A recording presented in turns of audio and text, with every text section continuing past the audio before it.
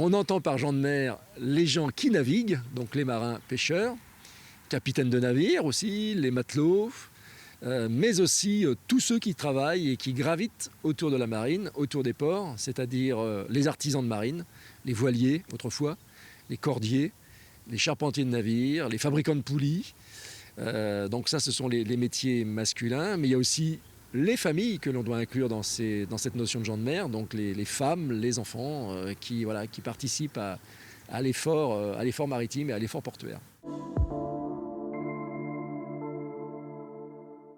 L'esprit maritime, c'est un vaste sujet et c'est quelque chose d'assez difficile à cerner, mais j'allais dire que c'est presque un esprit de corps. C'est-à-dire que les marins forment une communauté qui est liée au métier, qui est liée aussi à une certaine éthique.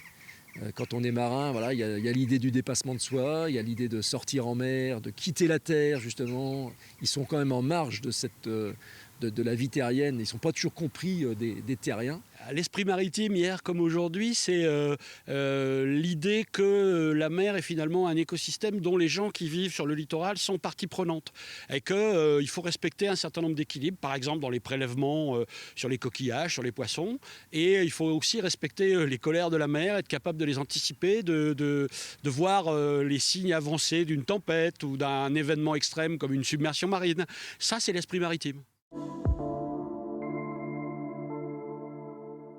Alors, l'avenir de la Terre, c'est certainement la mer, dans la mesure où, en fait, d'abord, l'océan est un régulateur climatique. On parle beaucoup de la crise climatique, donc il ne faut pas oublier qu'une grande partie de nos futurs ennuis pourrait être évitée si on préservait les océans. Et puis, il y a toute la question, effectivement, des ressources marines. Comment est-ce qu'on peut arriver à faire durer celles qu'on exploite depuis des siècles? Et comment est-ce qu'on peut arriver à d'abord documenter, avant de les mettre en exploitation, les ressources qui sont plus profondes, inaccessibles et dont on n'a pas encore une vraie connaissance. Il ne faudrait pas qu'on se mette à détruire des ressources dont on ne connaît rien par imprudence ou par appât du gain. Et on voit bien que pour l'avenir, la mer a réponse à peu près à toutes les difficultés que nous rencontrons aujourd'hui. Que ce soit en termes d'économie, que ce soit en termes de stratégie.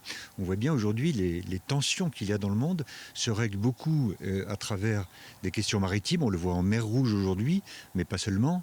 Mais c'est aussi vrai en termes de pharmacie, c'est vrai en termes d'alimentation. Donc à l'avenir, c'est déjà le cas aujourd'hui, mais ça va être grandissant. La mer va répondre à toutes les difficultés que nous rencontrons sur notre bonne vieille terre.